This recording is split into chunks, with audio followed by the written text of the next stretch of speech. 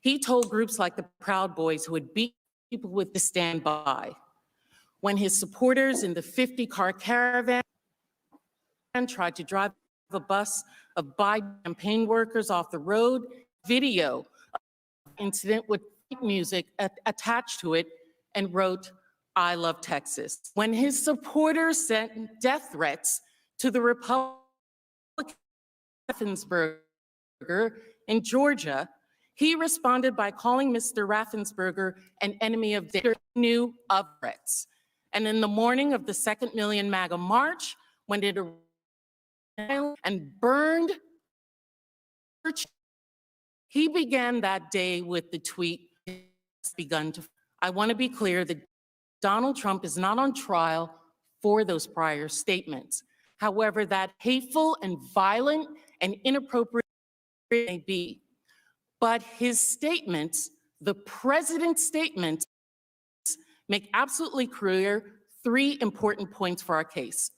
First, President Trump had a pattern and practice of praising and encouraging violence, never condemning it. It is not a coincidence that those very same people, Proud Boys, organizers of the Trump Caravan, supporters and speakers of the 2nd Million MAGA March, all showed up on January 6th to an event that he had organized with those same individuals who had organized that violent attack. Second, his behavior is different. It's not just that it was a comment by an official to fight for a cause. This is months of cultivating a base of people who were violent, not potentially violent, but were violent. And conduct both helped him cultivate the very group of people that attacked us. It also shows clearly that he had grumbled, blamed, and all the public reports ready to attack. He deliberately encouraged them to engage in violence on January 6th. President Trump spent months calling his supporters to a march on a specific day, at a specific time, for a specific purpose. What else were they going to do to stop the certification of the election on that day but to stop you? But to stop you physically. There was no other way, particularly after his vice president said that he is this, that by the time he called the cavalry,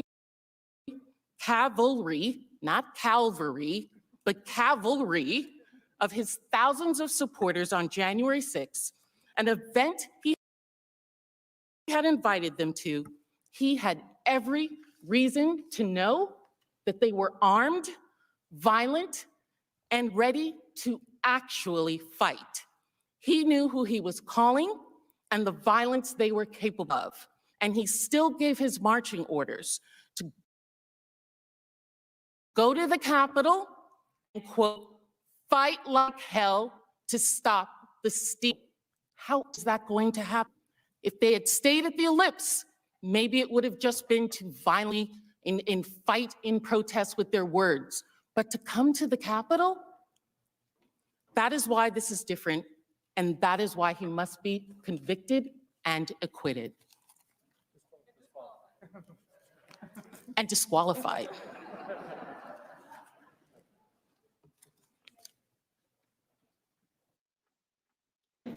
Mr. President, on behalf of Senator Scott of South Carolina, I'd like the question to the desk. Senator from Tennessee shall submit it. Thank you.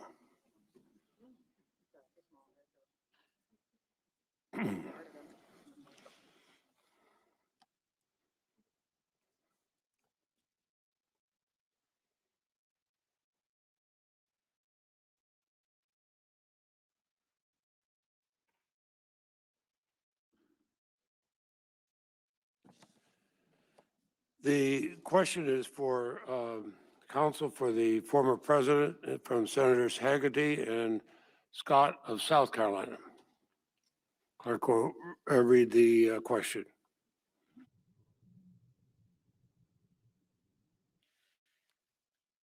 Given charged for their conduct at the Capitol on January 6th, that our justice system is working for persons accountable, and that President Trump is no longer in office, isn't this simply a political show trial that is designed to discredit President Trump and his policies and shame the 74 million Americans who voted for him?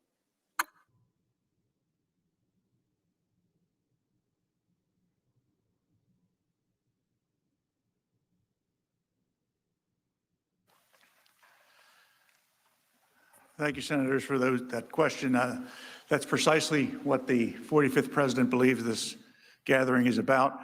We believe in law and order and trust that the federal authorities that are conducting investigations and prosecutions against the criminals that invaded this building will continue their work and be as aggressive and thorough as we know them to always be, and that they will continue to identify those that entered the inner sanctum of our and desecrated it. The 45th President, there is no sanction available under the Constitution, in our view, for him to be removed from office that he holds. The only logical conclusion is that the purpose of this gathering is to embarrass the 45th President of the United States and in some way create an opportunity for senators to suggest that he should not be permitted to hold office in the future, or at the very least, publicize this throughout the land to try to damage his ability to run for office when acquitted, and at the same time, tell the 74 million people who voted for them that their choice was the wrong choice.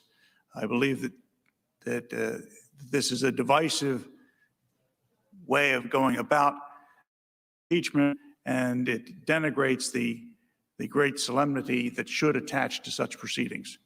I yield the remainder of my time, Mr. President.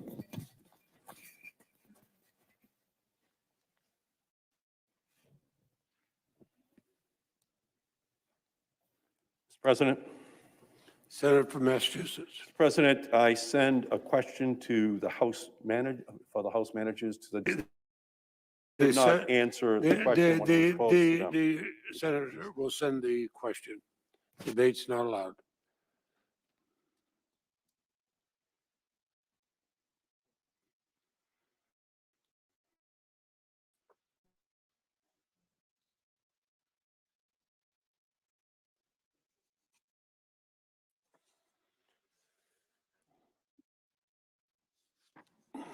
The question is from Senator Markey with Senator Duckworth to the manager of the part of the House Representatives. The clerk will read the question.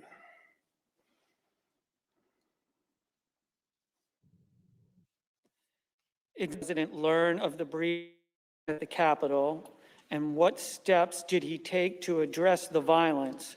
Please, as detailed as possible.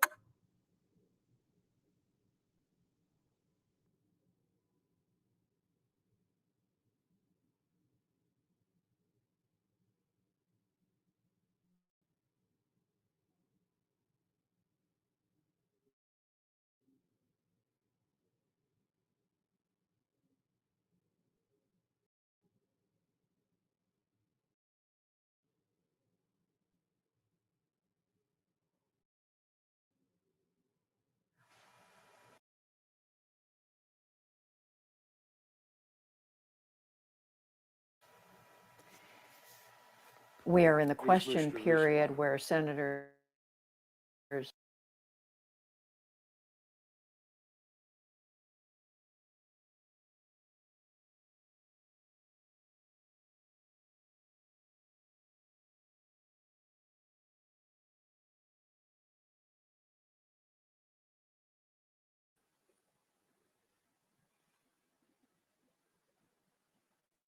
allowed to ask questions. Let's listen.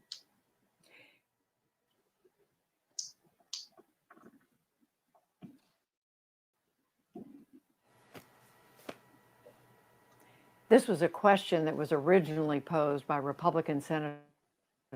So Susan Collins there are and questions Mr. that are being asked right now. And Murkowski from I the defense think team. Defense team basically the just senators are now asking Democratic questions senators are President, asking and questions of the then House managers. they express. This attack was But on why live this TV, process is very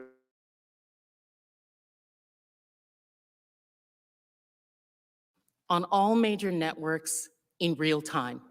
The president, as president, has access to intelligence information, including reports from inside the Capitol. He knew the violence that was underway. He knew the severity of the threats. And most importantly, he knew that Capitol Police were overwhelmed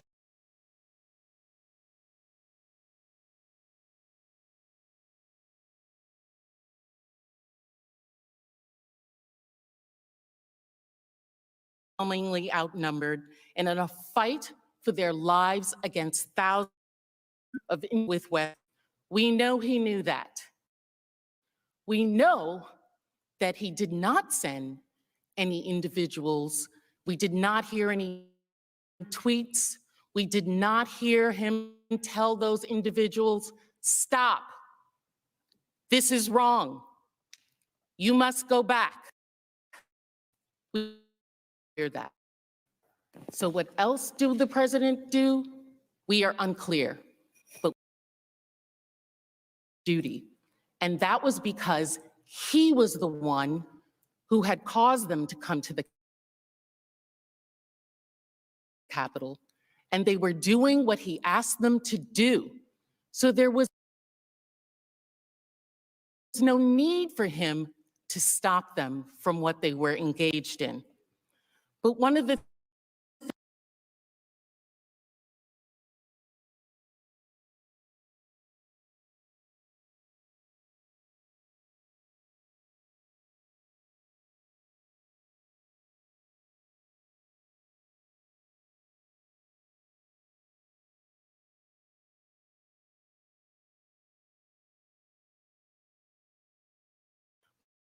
things I would like to ask is we still have not heard those to you all.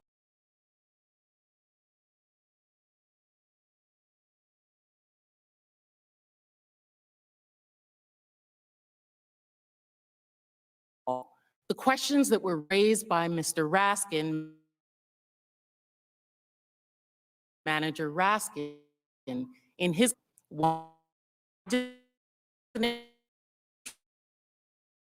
not tell the protesters to stop.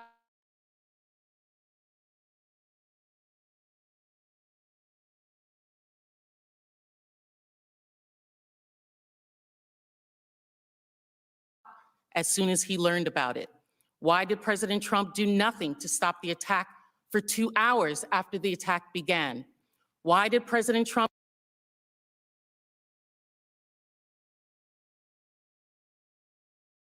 do nothing to help protect the Capitol and law enforcement battling the insurgents? You saw the body cam of a Capitol at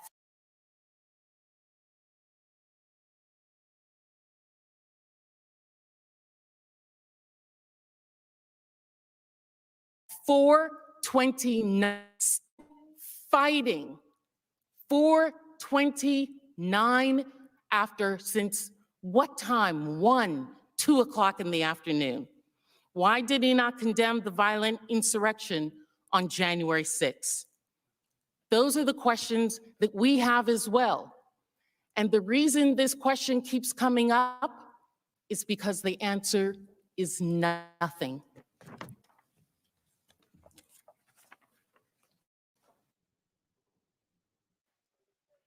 Mr. President, The senator from Utah. I send a question to the desk.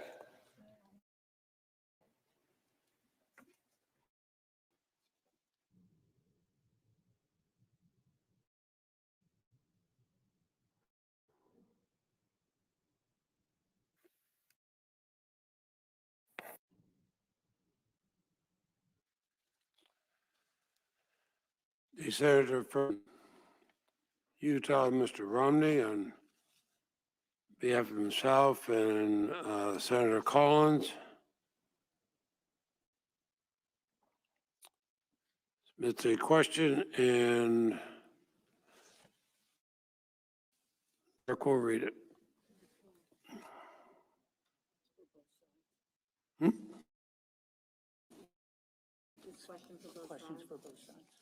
Oh, and I apologize. The question is for both sides, so the time will be evenly divided.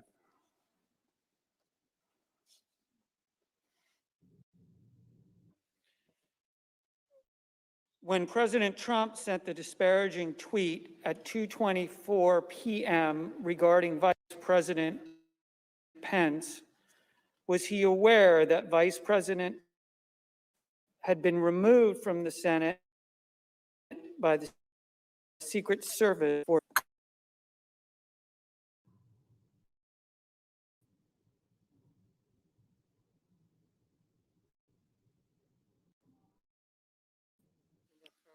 The House Manager.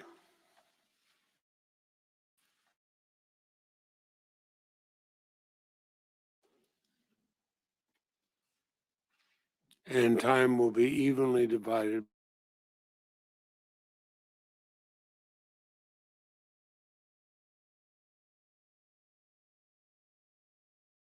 Of course, would the clerk read the question again? when President Trump sent the disparaging tweet at 2:24 p.m. regarding Vice President Pence, was aware that the Vice President had been removed from the Senate by the Secret Service for his safety.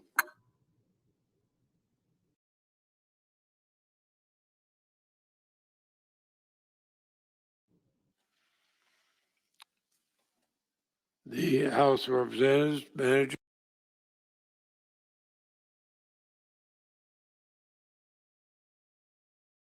Are recognized 2.5 minutes. Thank you.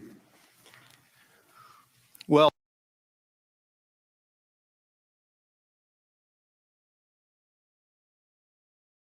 I'll tell you what he said at 2:24 p.m. He said Mike Pence didn't have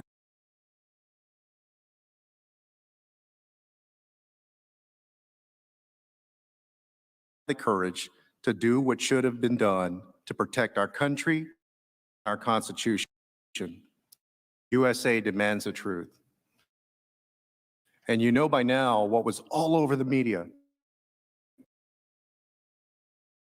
You couldn't turn on the television, couldn't turn on the radio, couldn't consume any media, or probably take any phone calls or anything else without hearing about this, and also hearing about the Vice President. And here's what Donald Trump had to know at that time, because the whole world knew it. All of us knew it. Live television had by this point, students were already inside the building, and that they had weapons, and that the police were outnumbered. And here are the facts. Not new. Donald Trump took any measures to send help to the overwhelmed Capitol Police. As president, at that point, when you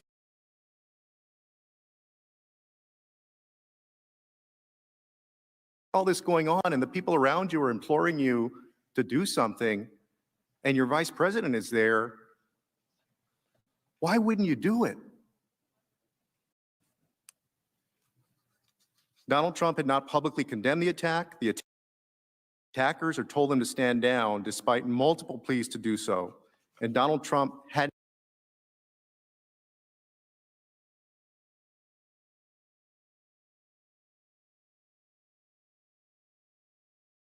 even acknowledged the attack.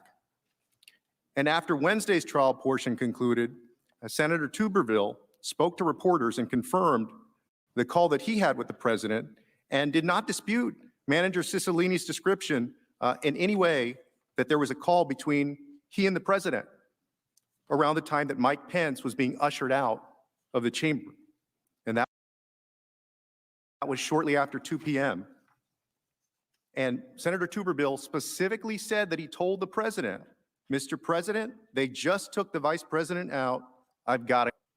That was shortly after 2 p.m. There were still hours of chaos and carnage and mayhem. The vice president and his family were still in danger at that point. She did nothing. Counsel, former president. The answer is no. At no point was the president informed the vice president was in any danger, because the House rushed through this impeachment in 7 days with no evidence. There is nothing at all in the record on this point, because the House failed to do even a minimum amount of due diligence. What the president did know is that there was a violent riot happening at the Capitol. That's why he repeatedly called via tweet and via video to stop, to be peaceful, to respect Capitol Police and law enforcement, and to commit no violence, and to go home. Be clear,